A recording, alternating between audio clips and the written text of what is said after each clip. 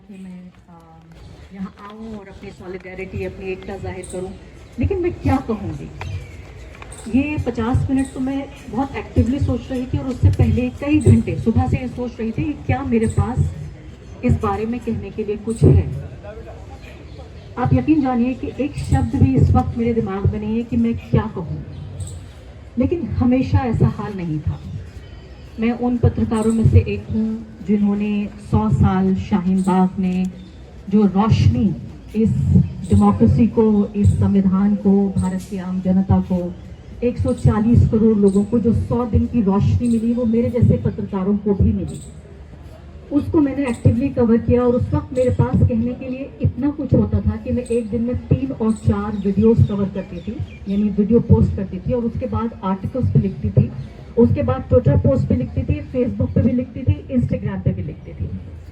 यानी मैं आपको ये बताने की कोशिश कर रही हूँ कि वो जो वक्त था वो विचारों का दौर था, वो वक्त था जो एक उम्मीद का दौर था, रोशनी का दौर था, कहने के लिए बहुत कुछ था, सुनने के लिए बहुत कुछ था। और वो एक ऐसे 100 दिन थे जिसने भारत को एक ऐसी दिशा दी, जिस दिशा और जिस एक ऐसा पैमाना सेट कर दिया कि हम अब उस पैमाने से पीछे जाने को तैयार नहीं हैं। उसने अब पूरी एक मैं कहूँगी जनरेशन को, पूरी एक नस्ल को, पूरी एक पीढ़ी को आवाज़ दी। और आज जो यहाँ लोग बैठे हैं, मैं सबसे पहले तो कहना चाहती हूँ कि वो विक्टिम नहीं है। सबसे पहली बात तो मुझे अपनी वोकेबलरी भी, अपनी खुद की वोकेबलरी मुझे दुरुस्त करनी होगी, अपनी शब्दावली। जब मैं टीवी के कार्यक्रम करती हूँ, जब मैं अपनी बात कहती हूँ, तो मैं कहूँगी कि वो विक्टिम नहीं है, वो पीड़ित नहीं है, वो रक्षक है, वो डिफेंडर है। तो सबसे पहले मैं शुरुआत करना चाहती हूँ ये कहते हुए कि मैं यहाँ पर आई हूँ कुछ कहने नहीं। मैं जो यहाँ फैमिलीज आई हैं, जो रक्षकों की, डेमोक्रेसी डिफेंडर्स की फैमिलीज हैं, वो माएँ और वो बाप और वो बहन और वो भाई हैं जिन्होंने ऐसे बेटे और बेटियों को जन्म दिया जो दुनिया के सबसे बड़े लोकतंत्र को डिफेंड कर रहे हैं। मैं उन्हें सलाम करना चाहती हूँ। तो सबसे बड़ी बात तो मैं यही कहना चाहती हूँ। दूसरे, मैं ये नहीं कहना चाहती कि मैं उन्हें कोई आशा देने आई हूँ, कोई उम्मीद देने आई हूँ, कोई ढांढस बनाने आई हूँ। मैं यहाँ ये कहना चाहती हूँ कि मैं उनसे कुछ उम्मीद लेने आई हूँ। मैं उनसे ये पूछने आई हूँ कि जब आपके जीवन में, आपके दिन में जो सबसे अंधेरे, सबसे डार्क जो लम्हे होते हैं, आप उन्हें कैसे फेस करते हैं? जब उमर की माँ को उमर की याद आती है, जब खालिद सैफी की बीवी को खालिद सैफी की अपने पति की याद आती है, जब बच्चे उनके बिना बड़े हो रहे हैं और जब वो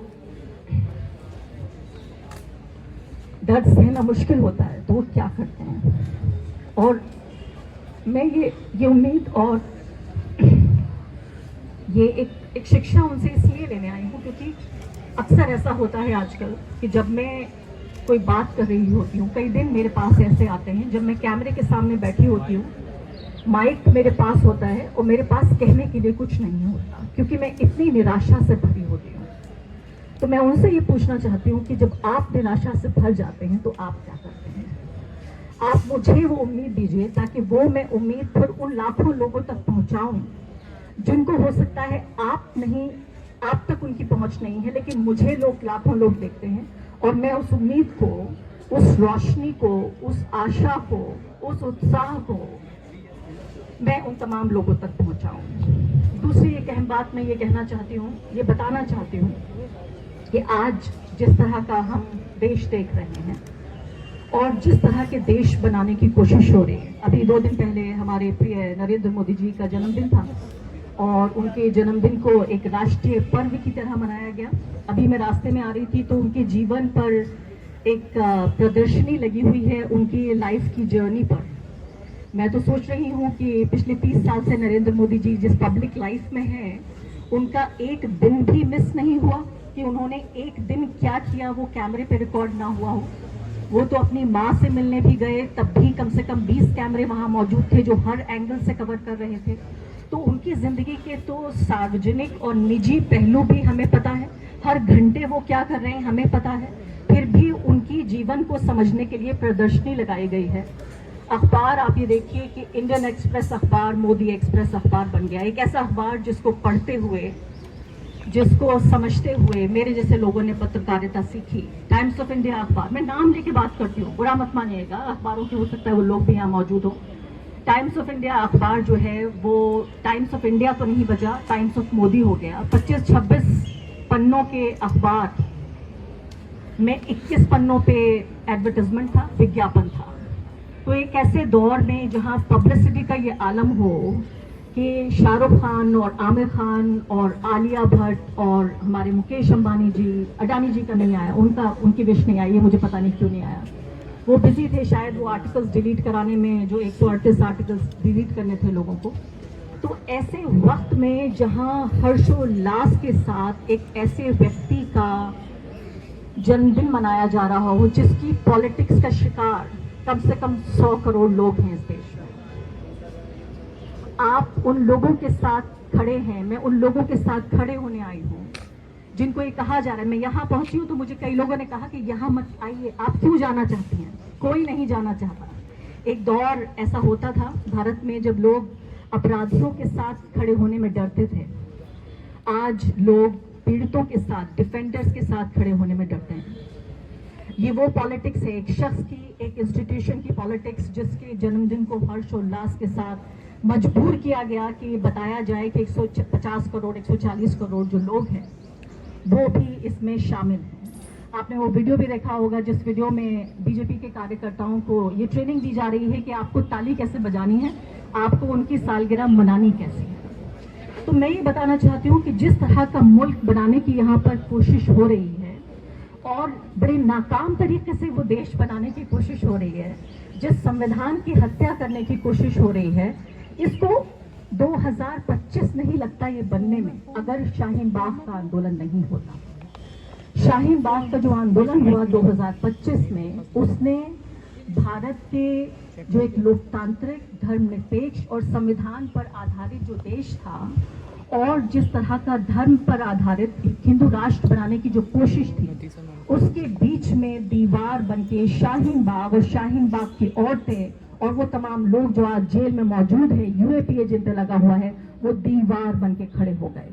वरना ये देश 2019 में ही वो देश बन गया होता जो ये आज बनाना चाहते हैं। तो मैं ये कहना चाहती हूँ कि मैं एहसानमंद हूँ उमर खालिद की, सैफी साहब की, तमाम वो 9 लोग जिनको बेल बना की गई है, वो 18 लोग जो जेल में हैं, वो हजारों औरतें जो जेल से बाहर हैं, वो दर्जनों लोग जिनको अंडरग्राउंड होने के लिए मजबूर कर दिया गया है। क्योंकि मुझे ये लगता है कि शाहीन बाग कोई ऐसा आंदोलन नहीं था जो खत्म हो चुका है। शाहीन बाग हमारे घरों में जिंदा है, हमारे दिलों में जिंदा है।